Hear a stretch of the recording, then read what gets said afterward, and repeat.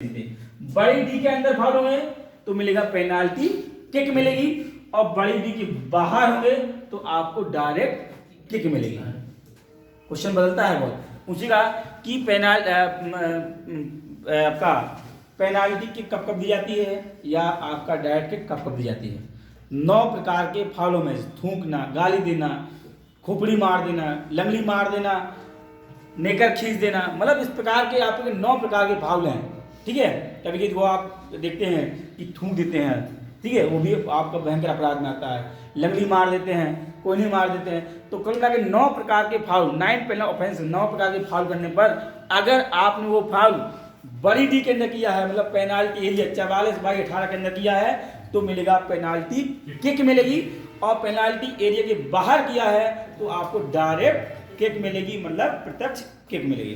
ठीक है, अब देखिए, अब हम पहले तो बात कर लेते बाहर की, पेनाल्टी के बाहर की, कि अगर ऐसे एरिया में कहीं भी आपको फाउल हो गया, ठीक है, जो टीम रक्षा कर रही उससे धक्का मारना, लात मारना, थूकना, मुंडी मारना, कुपड़ी मारना, इस तरह, तो आपको मिलेगा, आपको डायरेक्ट मिलेगी। डायरेक्ट से सीधे गोल है, जहां से होगा फाउल वहीं से किक लगाएंगे।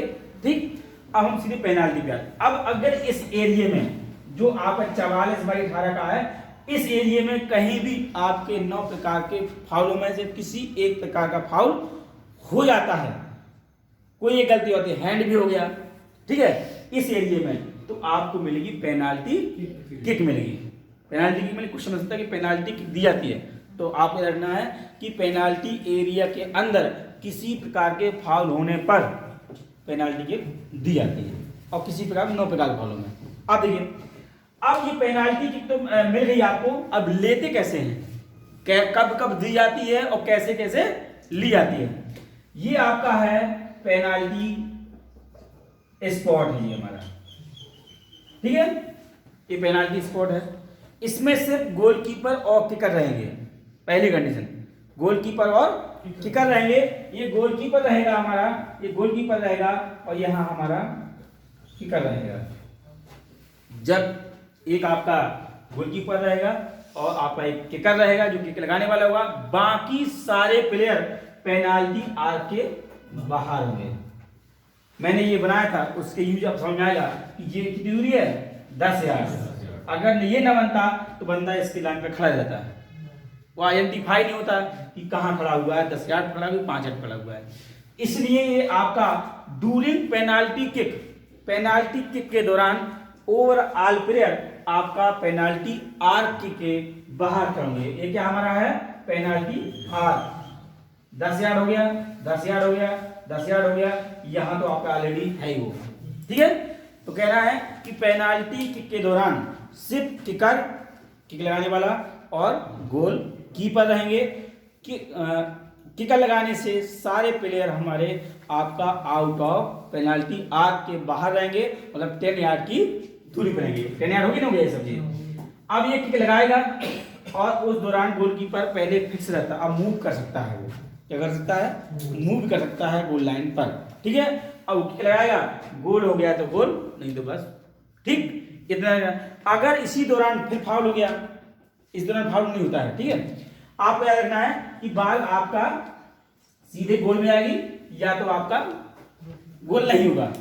ठीक है, अगर गोल हो गया तो आपका पुनः आपका सेंटर सर्कल से गेम शुरू हो जाएगा। बात क्लियर हुई। अब देखिए, पेनाल्टी किक भी होगी, कब मिलती है, कैसे मिलती है, कब दी जाती है, कैसे ली जाती है, क्लियर हो गया। पेनाल्टी हो गया कि अब आते हैं,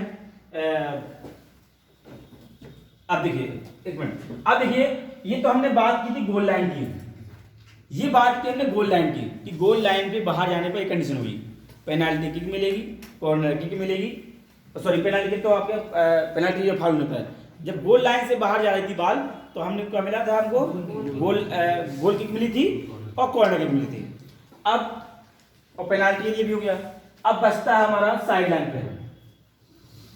साइड लाइन से बाहर जाने पर अगर बॉल साइड लाइन से बाहर चली जाती, बॉल यहां से बाहर चली गई, इधर से बाहर चली गई, ठीक है, जिससे अंतिम टच होगा, और अंतिम टच होके बॉल साइड लाइन या टच लाइन पार कर जाती है, तो विपक्षी खिलाड़ी को, अपोनेंट प्लेयर को आपको मिलता है थ्रो इन मिलता है। क्या मिलता है? थ्रो इन मिलता है। क्या मिलता है?